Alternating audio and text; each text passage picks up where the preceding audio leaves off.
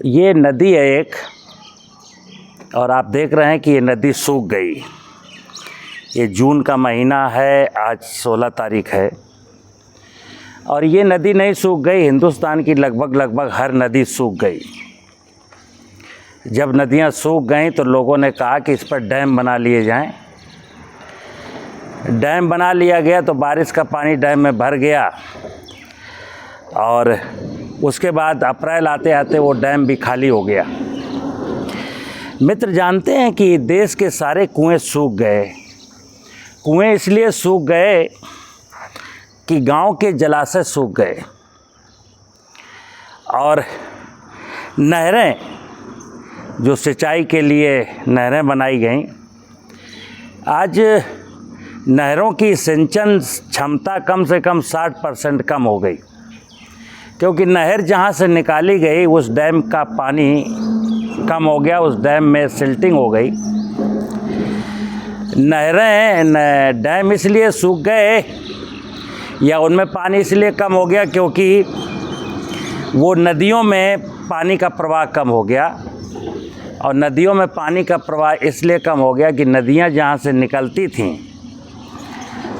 तो वहाँ के झरने सूख गए, क्योंकि बड़े बड़े ऊंचे पहाड़ों से जहाँ नदियाँ निकलती थीं बहुत अच्छी बायोडाइवर्सिटी होती थी, उसको रिचार्ज जोन कहते थे। हकीकत क्या है कि जो हमारे हिम शिखर हैं, जो पहाड़ी क्षेत्र हैं, जहाँ हरे भरे जंगल होते थे, जिसको पार्वती का स्थान कहते हैं, माँ दुर्गा का स्थान कहते हैं, वो सब आधुनिकता में ख़त्म होते जा रहे हैं। बड़े बड़े इंडस्ट्री और होटल्स और रिहायशी इलाके बनते जा रहे हैं, और वो सब ख़त्म होते जा रहे हैं। तो पानी का रिचार्ज क्या है? पानी की अगर कहानी समझेंगे तो पानी एक्चुअल समुद्र में है, जिसको हम विष्णु भगवान कहते हैं, क्षीर सागर कहते हैं, और वहाँ का पानी सूरज देवता की कृपा से उड़ता है और वायुमंडलीय क्षेत्र, जिसमें कहते हैं ब्रह्मा जी के कमंडल में, बादलों में इकट्ठा होता है। फिर वहाँ से पानी का डिस्ट्रीब्यूशन होता है। तो पानी का जो स्टार्टिंग है ना, वो समुद्र है, और पानी समुद्र से निकल करके बादलों में जाता है, फिर बारिश के माध्यम से बरसता है, और यही बरसने वाला पानी ही मनुष्य को, वनस्पतियों को, जीवों को जीवन देता है। मनुष्य की फितरत इतनी खराब है कि वो जंगल काट रहा है। और देखिए, पानी जंगलों की जहाँ जितने ज़्यादा फॉरेस्ट एरिया होते हैं, पानी उतना ही ज़्यादा बरसता है। तो हमने जंगल काट लिए, हमने खेतों की मेड़ काट ली, तो बारिश कम हो गई, और जो बारिश का पानी होता भी था, जो जलाशयों में इकट्ठा होता था, वो जलाशय मैंने पूर लिए, उन जलाशयों में पट्टा कर लिया। और कहानी ये है, आबादी इतनी ज़्यादा बढ़ गई, आधुनिक लाइफ स्टाइल में पानी की ज़रूरत, घरेलू ज़रूरत भी बहुत ज़्यादा 10, 15, 20 गुना ज़्यादा बढ़ गई।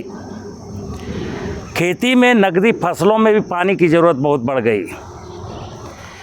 पानी की ज़रूरत जैसे जैसे बढ़ती गई, वैसे वैसे मुझे पानी के प्रति संवेदनशील और ज़्यादा होते रहना चाहिए था।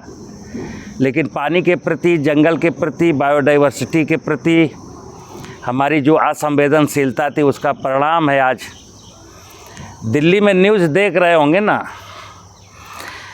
दिल्ली में ही नहीं, देश के 60% एरिया में, बड़े बड़े महानगरों में, दिल्ली में, बंगलौर में, नागपुर में, राजस्थान के ज़्यादातर शहरों में ड्रिंकिंग वाटर की कमी है।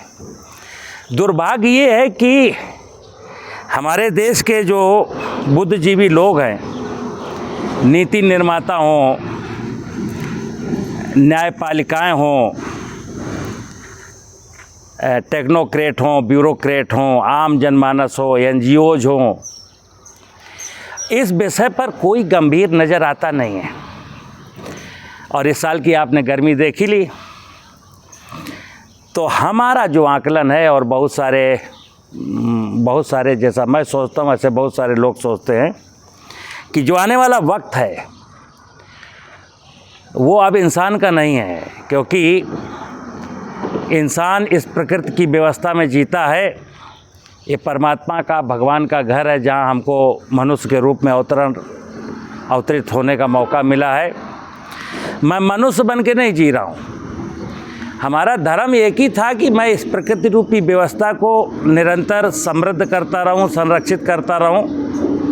हमने आबादी बढ़ी और अपनी ज़रूरतें बढ़ाई और प्रकृति की व्यवस्था को लूटना शुरू कर दिया। हमें ज़मीन की फर्टिलिटी लूट ली, हमने जंगल काट लिए, हमने ज़मीन के नीचे का पानी दोहन कर लिया, हमने पहाड़ों में कब्जा कर लिया। मित्र, ये जागने का वक्त है। अगर आज नहीं जागे ना तो कल फिर हम जागने लायक भी नहीं रहेंगे। हम ये जितनी भी बातें करते हैं, जो लोग मुझे फॉलो करते हैं, मैं उनसे एक ही अनुरोध करता हूं कि ये केवल आपके सुनने के लिए नहीं है। अगर आप इसको फॉरवर्ड करते हैं, ऐसे विचार जो मेरे आपको बहुत दिल में छू जाते हैं, अगर इनको फॉरवर्ड करके दूर दूर तक भेजते हैं, शायद किसी नेता को, शायद किसी बुद्धिजीवी को कुछ अकल आए। क्योंकि डिसीजन मेकर जो होता है ना देश का, इस बारे में डिसीजन वही ले सकता है। कड़े कानून बना करके इस बारे में डिसीजन लिया जा सकता है। जैसे बड़े बड़े किसान जिनके 50-50 एकड़ खेत हैं और 3-3 बोरिंग कर रखी हैं, ज़मीन का पानी निकाल करके नकदी फसलें बोते हैं, और उन्होंने 2 एकड़ में जलाशय नहीं बनाया, उनकी बोरिंग को बंद होना चाहिए। हर व्यक्ति की जिम्मेदारी है। और अगर हर व्यक्ति अपनी जिम्मेदारी नहीं निभाएगा तो मेरा जो अपना मानना है कि अब मनुष्य इस धरती में, जैसे डायनासोर विलुप्त हो गए ना, वैसे ही हमें लगता है कि मनुष्य के विलुप्त होने का समय आ गया है। तो मैं अपने श्रोताओं से, दर्शकों से निवेदन करूंगा कि हर व्यक्ति की जिम्मेदारी है। आप कहीं अगर 10 पेड़ लगा सकते हो तो लगाओ। आप अगर अपने घर में पानी बचा सकते हो तो बचाओ। कम से कम पानी नहीं पैदा कर सकते तो पानी बचाने के तो इंतज़ाम करिए। और नहीं तो ड्रिंकिंग वाटर, लोग फसलों की बात करते, पीने का पानी नहीं नसीब है। दिल्ली का देख लीजिए ना हाल, बहुत सारे शहरों का ये हाल है। तो नदी सूखने ना पाए, नदियों में डैम बनाने की ज़रूरत ही ना पड़े। राजा भागीरथ की कहानी आपने सुनी होगी कि सरयू नदी जब सूखने लगी थी तो नेपाल और उत्तराखंड के इलाके से, जहाँ से सरयू का उद्गम स्थल है, वहाँ जाकर के राजा भागीरथ ने तपस्या की थी। तपस्या किया था, कर्म किया था, बायोडाइवर्सिटी को पुनर्जीवित किया था, और फिर सरयू में पानी का प्रवाह बढ़ गया था। लेकिन इस कहानी को भी तोड़ मरोड़ करके ऐसे प्रस्तुत किया कि भागीरथ गए थे हिमालय और गंगा नदी को अवतरित किया। हर नदी गंगा का ही स्वरूप है। बेसिक कहानी राजा भागीरथ के पीछे सरयू नदी की थी। तो हमको किस्से कहानियों में नहीं उलझना है, यथार्थ में देखना है। और देख लिए तो बच्चों का भविष्य उज्ज्वल है, नहीं तो हम तो डूबे हैं सनम, तुमको भी ले डूबेंगे। नमस्कार।